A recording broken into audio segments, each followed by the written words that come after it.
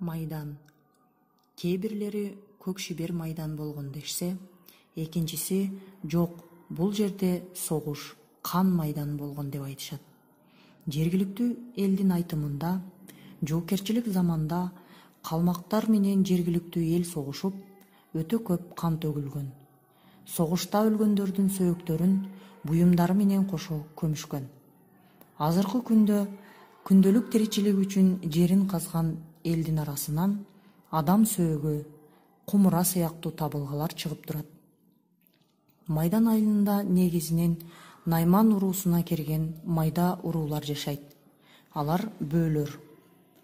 Наймандар өз мезгилинде улуу хандыкты түзүп, Найман ата, Үрүм ханыша же Умай энеден тарагандар деп айтылат. Бул жөнүндө Майдан айылынын тургуну Раматылык Айдаралиев Маматкурбан өз санжырасында жазган. Бул киши убагында жамакчы болгон.